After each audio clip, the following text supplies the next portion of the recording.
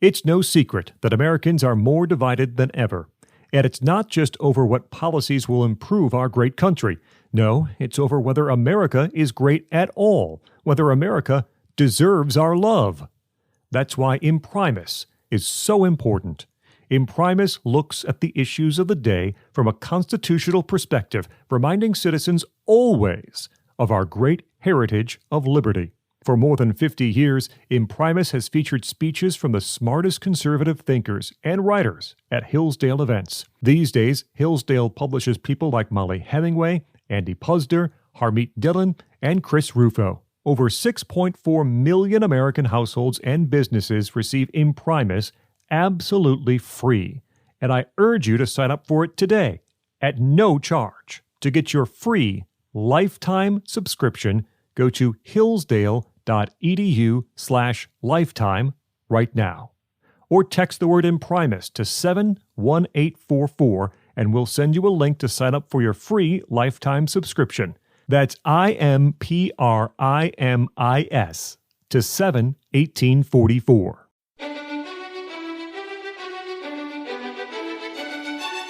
Welcome to the Hillsdale College K-12 Classical Education Podcast, bringing you insight into classical education and its unique emphasis on human virtue and moral character, responsible citizenship, content-rich curricula, and teacher-led classrooms. Now your host, Scot Bertram. Thanks for listening. The Hillsdale College K-12 Classical Education Podcast is part of the Hillsdale College Podcast Network. More episodes at podcast.hillsdale.edu or wherever you find your audio. You also can find more information on topics and ideas discussed on this show at our website, k12.hillsdale.edu. We're joined today by Amy Listro. She is lower school principal at Northwest Classical Academy in Kennesaw, Georgia. Amy, thanks so much for joining us. Thank you for having me. We are talking a bit today about your experience both as a teacher and a school leader and also a parent who has had some children in classical schools over the years. And that is somewhat your unique perspective here with experience as a teacher, a school leader. Your children have been educated in some classical schools. What are some aspects of a classical school that you appreciate most in these different contexts? I'd have to say the first thing that stands out about a classical school is how countercultural it is. We have not strived to live our life in such a way that we just want to be countercultural. But when there are many things that are happening in our culture that are not in alignment with what is good and true and beautiful, to have a place with others who are like-minded, to join along with them and to have them speak into your kids' lives, to really challenge them and help them focus on the good, the true, and the beautiful is a very special thing. So that for us was big. We were previously a homeschool family, and our kids have been to school in foreign countries. We've kind of been all over the place, but teaching truth, goodness, and beauty has been something we always did at home. And so to step into a school where there are other adults who are like-minded to speak into our children's lives, who are experts in things that I'm not, that was a big draw for us. Mm-hmm. Because I know a lot of things and I can learn a lot of things, but I am not an expert in all things. And so to have, content experts teach my kids things that I could not teach them. I could teach them several foreign languages, but Latin was not one of them, so to have them be somewhere they can have that experience and to go into a place that holds literature in high regard was big for us. And you have to remember, as I speak about this, my children entered classical schools and specifically the Hillsdale schools in high school. So I have experience as a teacher and working with parents and students in the lower school a lot. Mm-hmm. But my children, other than being classically educated at home, they were not part of any school system when they were little. So I don't have a lot of experience with little ones in my own children in a classical school when they were little. Looking at the kind of education that your children did receive from those years, what perhaps sticks out the most? What are you most grateful for from those years? I am very grateful. And again, classical curriculum is hugely important. A liberal arts curriculum, I think it's beautiful, and I think it does so much for us as human beings. However, I'd have to say the thing that was most special and different and important for my kids was the culture at the school, that virtue was something that was important, and it was part of the discipline system, and it was expected of everyone to have others hold that high standard. The rigor at the school was something that we hadn't experienced anywhere else. And, we didn't know other people who experienced the rigor that our students had in any other school that they went to either. And this is going to sound strange, but honestly, it's the relationships that they made. And it's specifically because phones were not allowed. Yeah, my kids are at the age where students in high school were just starting to get cell phones and really take off with that at that age. And the fact that my kids would go to school and everyone in the school was required to look each other in the eye, phones weren't an option. You really got to know the students who were with you. And you also, because of the curriculum, because of the way that we teach in classical schools with great questions and conversation, they were really pushed to form good relationships with their teachers as well. So the relationships that were formed were more impactful, granted, because you can go to all different classical schools and they're going to pick different pieces of literature to read. So it's not so much that you have to have this perfect canon of classical content. It's the manner in which you're teaching, and it's the relationships that are formed, and it's the environment and culture that's been created in a classical school that really develops the student's ability to dive into relationships and have those conversations that they otherwise wouldn't. You mentioned that one of the things that was most appealing to you was the ability in these classical schools to find teachers who were experts in areas that you perhaps were not. How do you develop that trust that someone in a school, a classical school in our instance, is going to be that kind of expert, have that kind of knowledge that they can then help your children also learn?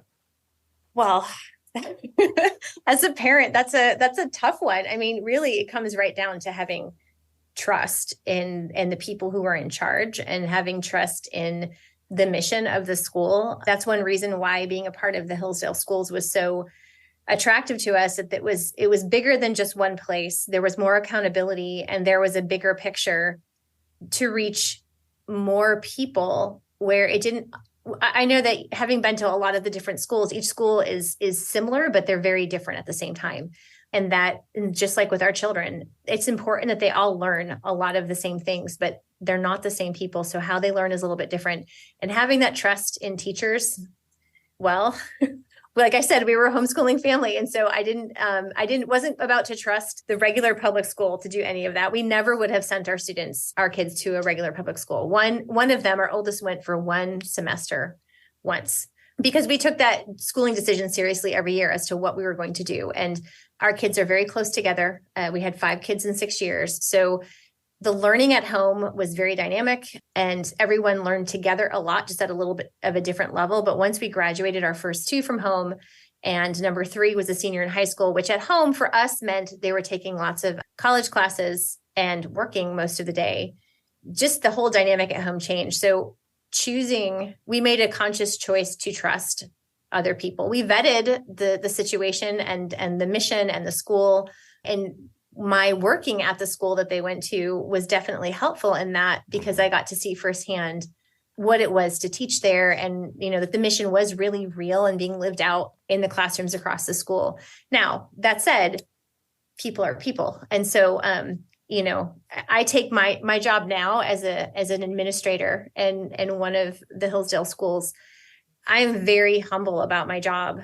It's not an easy job. Mm-hmm. And I know that, you have to make really good decisions all the time that affect so many people. And can be really hard to do, because we're humans and we're not perfect.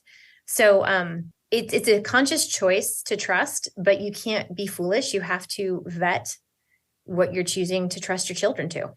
Now, I also have children, so I begin this question with a caveat, and that is, assuming that your kids do say more than fine when you ask them how their school day has gone, what is the kind of feedback you get from them? What do your children say, or what have they said about the education they've received, sort of straight from the horse's mouth? That's a great question. I find usually, and I don't want to be idealistic here, and people listening thinking, oh, your kids go to a classical school and they come home and all they want to talk about is, the motivation of Odysseus and this and that and the other, and that the Iliad was so amazing. And, we read all these things. And honestly, they came home and talked about their relationships. They came home and talked about how, this teacher, who's my literature teacher, but also might be my viola instructor, and then had this great conversation with my Latin teacher. And it's such a special, the camaraderie that is created amongst students and faculty in a school where there is a true mission at the heart. So my kids talked more about who they knew and their relationships than they talked about the things they learned. However, the things that they learned, there's a camaraderie and a at times a commiseration that exists when you're all like,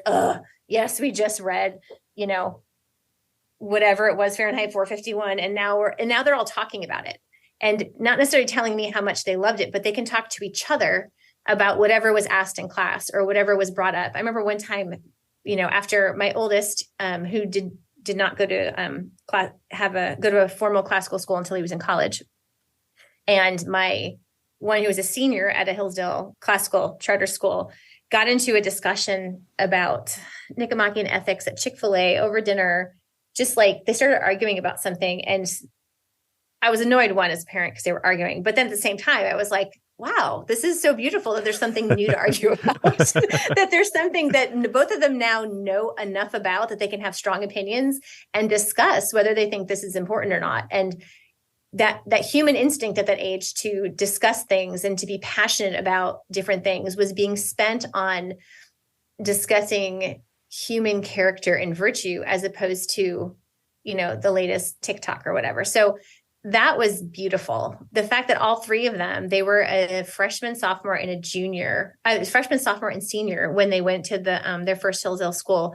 And because Latin is a requirement, all three of them, totally different grade levels, were thrown into Latin. And I think they were in the same Latin class, which was hilarious and fun for the teacher and for them, because they were doing this together, where at no other school would a senior have probably been in a classroom with their little freshman brother for anything. But it was a beautiful experience to have. And they loved it. They did complain about it, because it's human to complain when things are hard, but they learned to work really hard.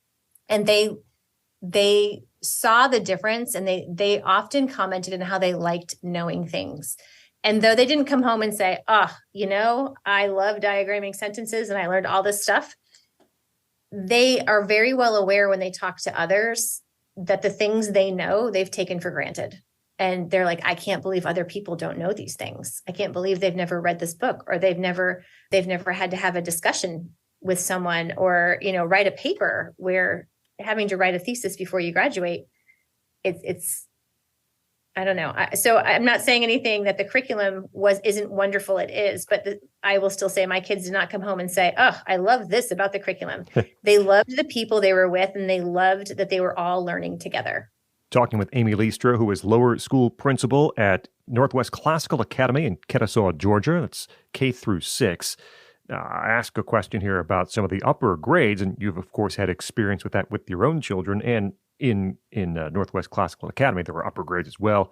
For parents who are concerned about students entering high school, if there's some sort of opportunity cost with attending a classical school for those levels, losing the opportunity for college credit, for example, what do you say to them?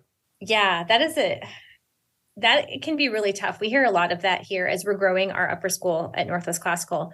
Again, I have to say our choice to get involved in classical charter schools was due to the fact that the mission fit who we already were as a family, that our kids were really good at sports, one in particular, and everyone played soccer, but we have 5 kids. And so getting our kids involved in travel soccer and devoting all of our weekends and family time to making sure that 1 or 2 of the kids had this amazing experience to possibly go pro and all these different things, that was never our heart's desire for our family.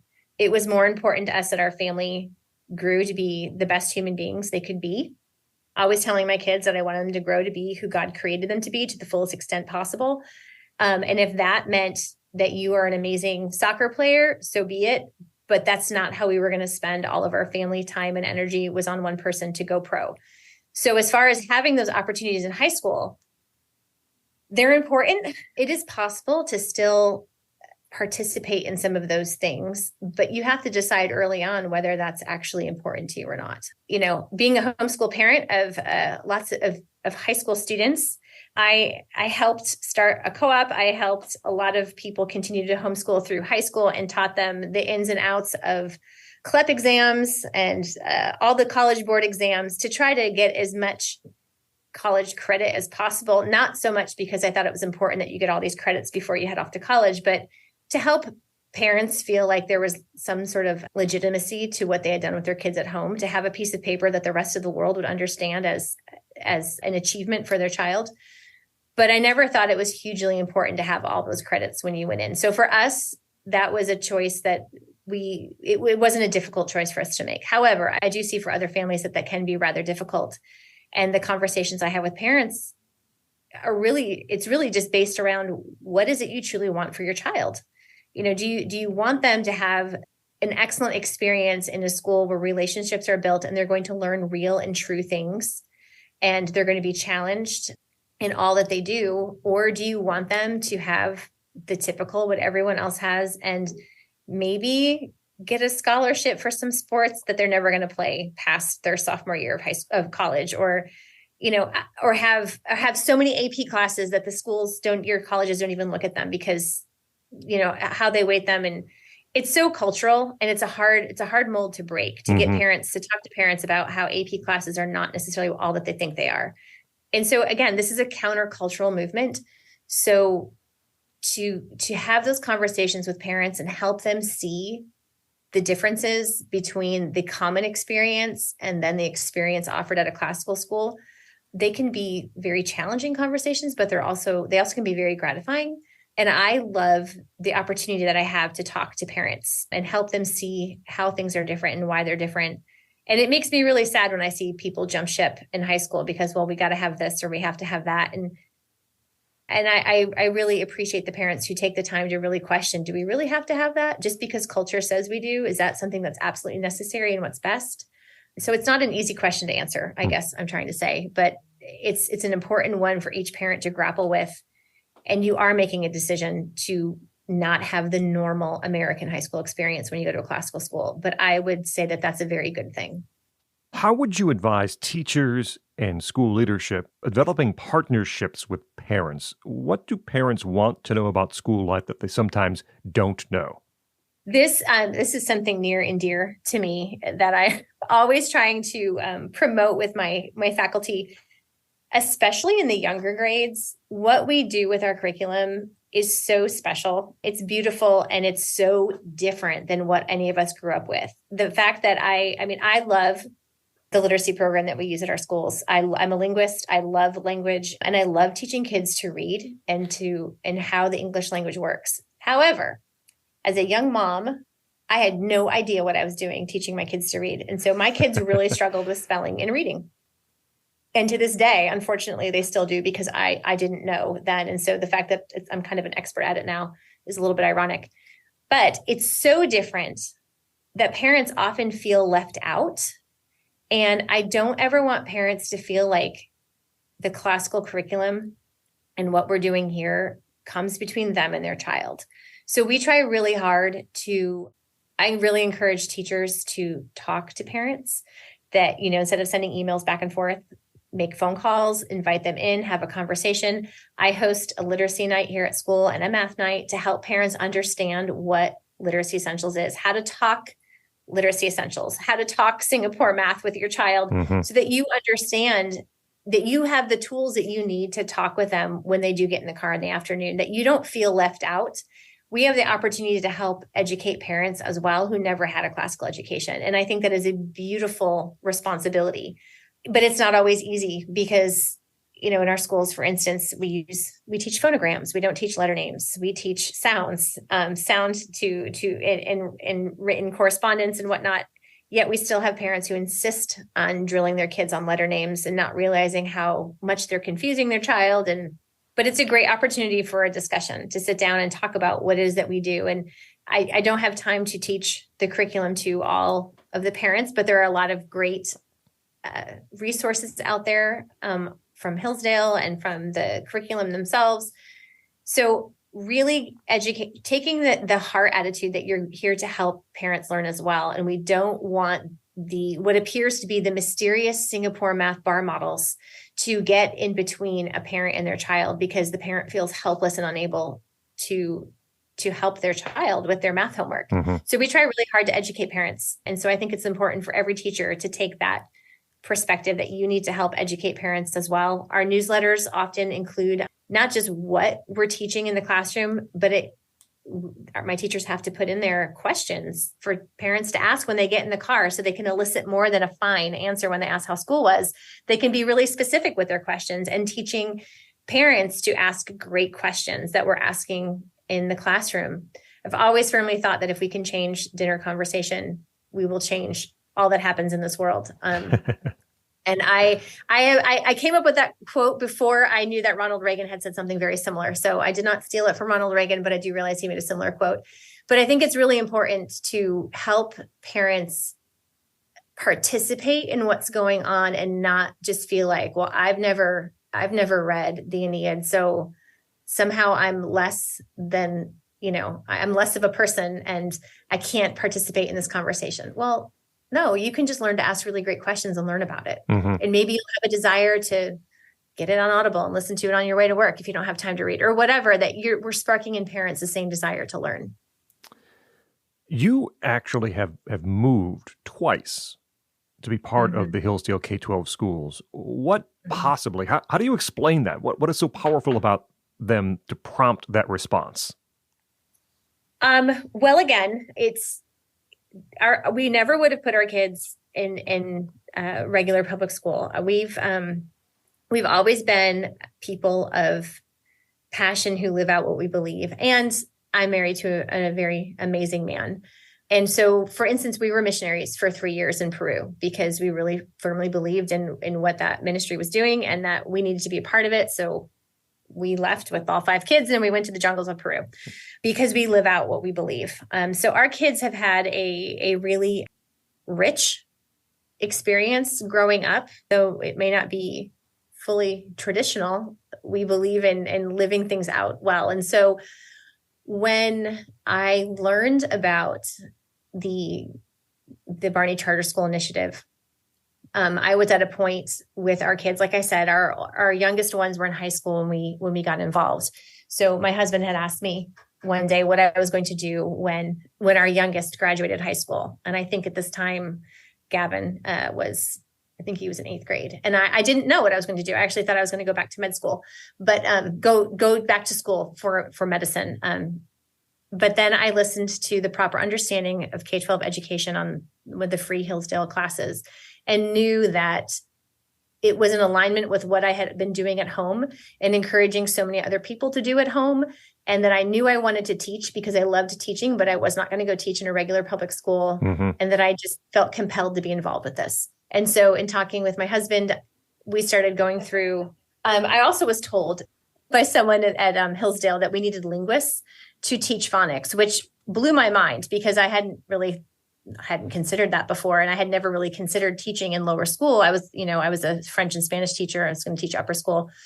So when I started looking into that and I went back to school and got my teaching certificate, and our kids were in high school. And at the time, the Barney Charter School Initiative was still young and there weren't very many schools that had upper school. And like I said, that my daughter was a senior. So we were living in Oregon and all the schools were back east. There's a lot of things going on. We didn't move that time.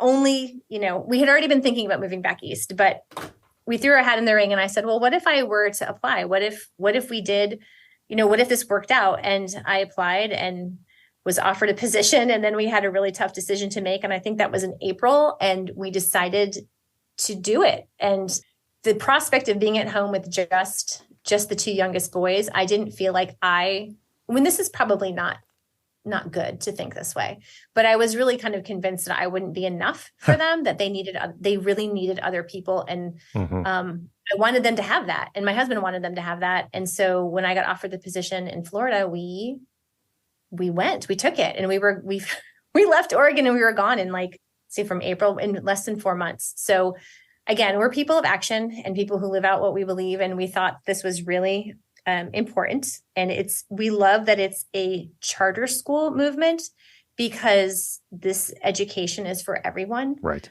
It's not elitist. And, whether you're a physician or a plumber, being able to think the same thoughts and have discussions about the same works and about humanity is a beautiful thing. So we took it, we moved, we got involved, and then an opportunity came up where, that the school we were at was no longer a Hillsdale school. And knowing that was really important to us to have that accountability, and knowing that there were a lot of people behind the mission, again, was very important to us. So we moved to Georgia, where my kids continued at a Hillsdale school.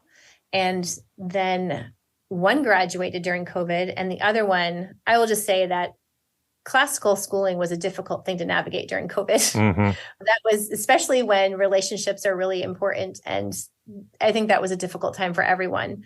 And so at the time, the one who was a senior the following year decided he was going to be doing school online. So he just decided to do it at a college online. And he didn't actually graduate from a classical school, but he's now currently at Hillsdale. So he's continuing his classical education up there. And then we opened Northwest Classical. So I didn't actually have to move for this one. Trying to move up closer to the school, but it's been difficult. Amy Listro is lower school principal at Northwest Classical Academy in Kennesaw, Georgia. Amy, thank you so much for joining us here on the Hillsdale College K-12 Classical Education Podcast. Thank you for having me. I'm Scot Bertram. We invite you to like us on Facebook. Search for Hillsdale College K-12 Classical Education.